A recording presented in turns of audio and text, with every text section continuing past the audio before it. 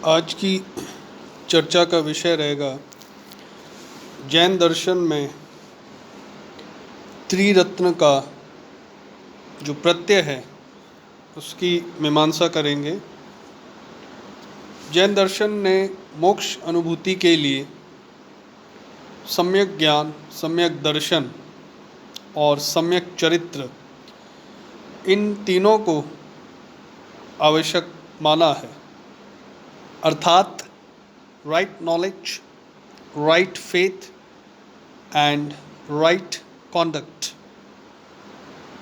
तो मोक्ष की प्राप्ति केवल सम्यक ज्ञान से नहीं हो पाएगी, लेकिन उसके लिए सम्यक दर्शन एवं सम्यक चरित्र की भी आवश्यकता होती है।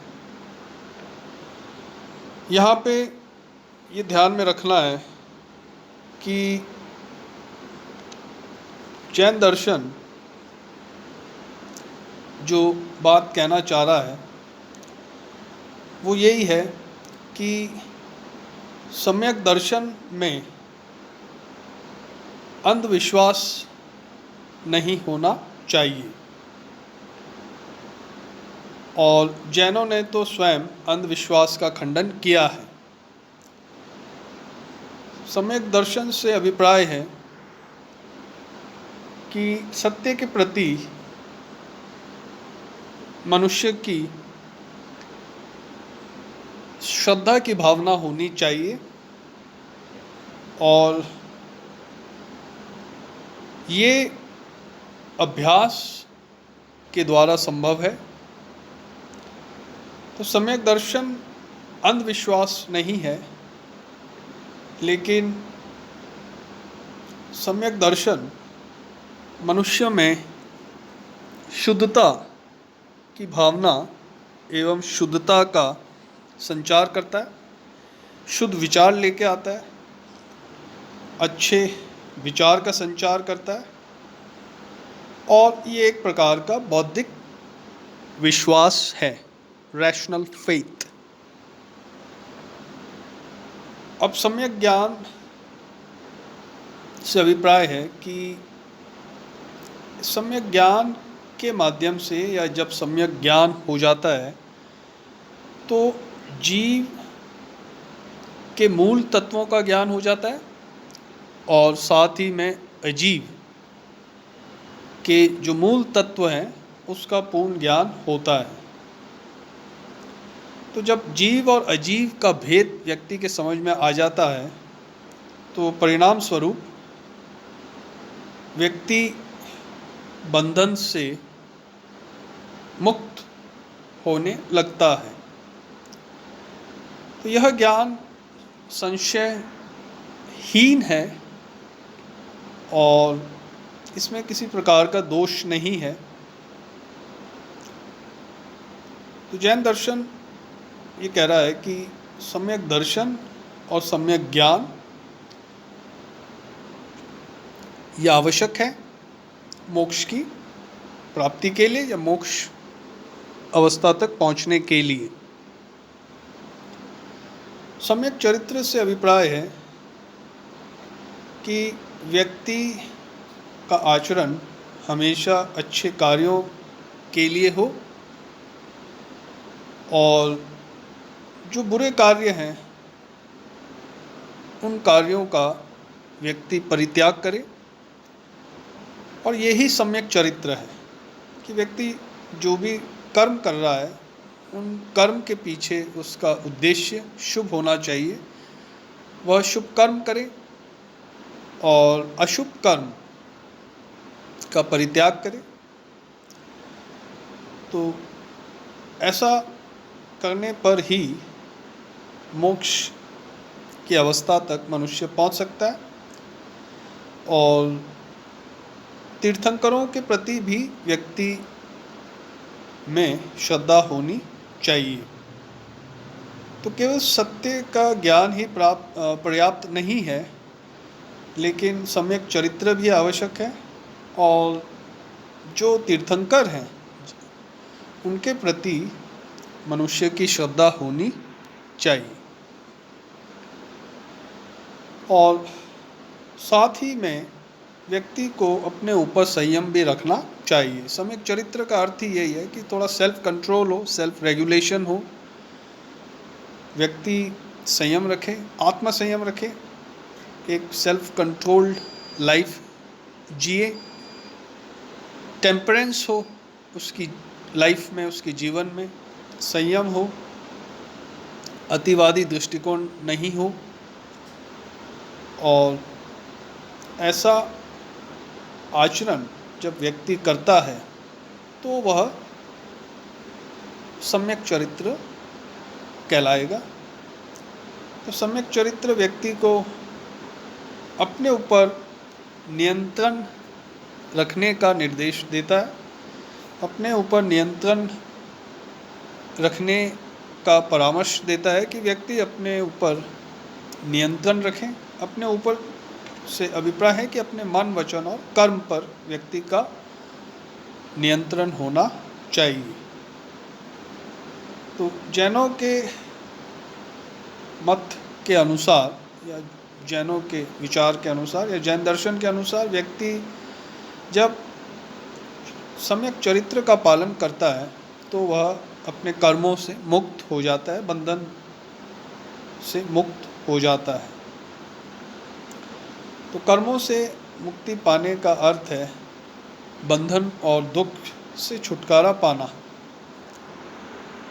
तो जैन दर्शन ये कह रहा है कि मोक्ष मार्ग में सबसे महत्वपूर्ण जो तत्व है या जो चीज़ है वो है सम्यक चरित्र, राइट कॉन्डक्ट।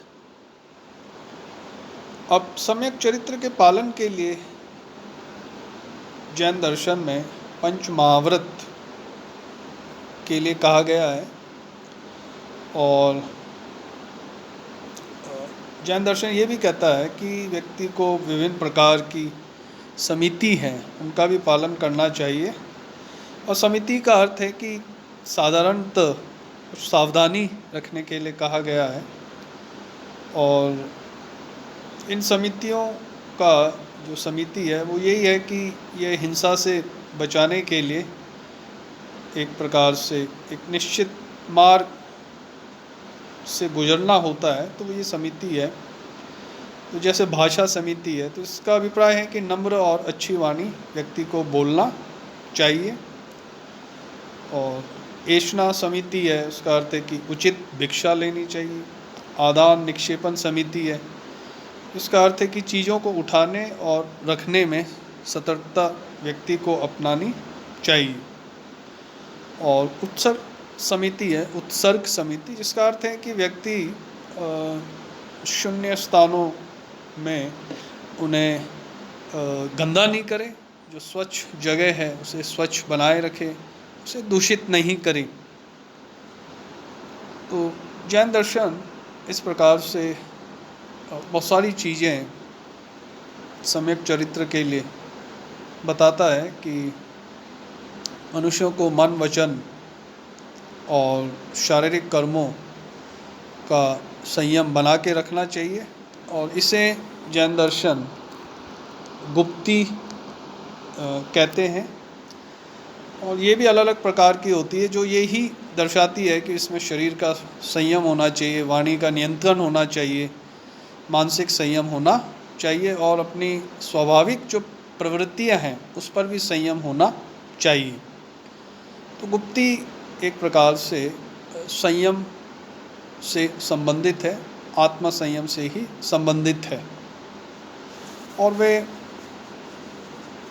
धर्म के पालन के लिए भी बात करते हैं, जैसे सत्य, क्षमा, शुद्धता, तप, संयम, त्याग, विरक्ति, नम्रता, सरलता और ब्रह्मचर्य। तो ये 10 प्रकार के धर्म हैं। धर्मों का भी इस प्रकार से पालन होना चाहिए जो एक प्रकार से व्यक्ति को सम्यक चरित्र की ओर ले जाता है, उसके चरित्र को और सम्यक बनाता है। अब यहाँ पे जो ध्यान देने योग्य बात है कि वो यही है कि पंच महाव्रत जैन दर्शन में जो पंच महाव्रत है उसे बौद्ध धर्म में पंचशील कहते हैं। और पंच महाव्रत में अहिंसा है, सत्य है, अस्तेय है, ब्रह्मचर्य है और अपरिग्रह है। यहाँ पर अहिंसा से अर्थ यह है कि केवल हिंसा का परित्याग ही नहीं होना चाहिए, लेकिन जीवों के प्रति दया का भाव भी व्यक्ति को रखना चाहिए। तो केवल हिंसा का ही त्याग नहीं करें, लेकिन उनके प्रति प्रेम भाव भी बताएं। और सत्य का अर्थ ये नहीं है कि असत्य का केवल परित्याग ही हो, लेकिन व्यक्ति को सत्य और प्रिय वचन भी बोलने चाहिए। तो केवल असत्य का परित्याग ही नहीं, लेकिन मीठे वचन भी बोले, मधुर वचन भी व्यक्ति को बोलना चाहिए। और अस्तेय से अर्थ है कि व्यक्ति को चोरी नहीं करना चाहिए, क्योंकि मनुष्य का जीवन जो है वो धन पर निर्भर होता है और ये बाह्य जीवन के लिए बहुत आवश्यक है। तो यदि अगर कोई व्यक्ति धन किसी का चुरा लेता है या उसकी कामना भी रखता है, तो एक प्रकार से वह उसके जीवन का ही अपहरण करता है। तो नैतिक अनुशासन के लिए अस्तेय का पालन आवश्यक है। वैसे ही ब्रह्मचर्य का अर्थ है कि वासनाओं का त्याग करे मनुष्य, और न केवल अपनी वासनाएं लेकिन अपनी कामनाओं का भी वह त्याग करे, अपने इंद्रियों का नियंत्रण करें, अपनी इच्छाओं का नियंत्रण करें और सभी प्रकार की कामनाएं जो हैं उसका पूर्ण त्याग करें। और ये क्योंकि ब्रह्मचर्य के लिए नितांत आवश्यक है। तो ब्रह्मचर्य का पालन भी मन, वचन और कर्म से व्यक्ति को करना चाहिए। अपरिग्रह का अभिप्राय है कि किसी प्रकार की आसक्ति संसार के प्रति नहीं होनी चाहिए और मनुष्य एक प्रकार से जो संसार के प्रति जो आकर्षण है या संसार के प्रति जो विषय आसक्ति है या विषयों के प्रति जो तृष्णा है, तीव्र इच्छा है या लालसा है या अनुराग है, उससे व्यक्ति अपने आप को हटाए, उससे व्यक्ति अपने आप को दूर रखे और अनासक्ति का भाव आवश्यक है। तो ऐसा जब व्यक्ति करता है तो वह सही अर्थ में अपरिग्रह कर रहा है या अपरिग्रह का अपने जीवन में पालन कर रहा है। तो ये नॉन अटैचमेंट है वर्ल्ड के प्रति, जो कि मोक्ष के लिए जैन दर्शन ने आवश्यक माना है। तो इन पंच महाव्रतों का पालन करने पर ही जैन दर्शन में ये कहा गया है कि मनुष्य मोक्ष की अनुभूति के योग्य हो जाता है। और जिस प्रकार से बादल के हटने से आकाश में सूर्य चमकने लगता है, आलोकित होता है, उसी प्रकार मोक्ष की अवस्था में जैन दर्शन के अनुसार आत्मा अपनी पूर्णताओं को पुनः प्राप्त कर लेती है।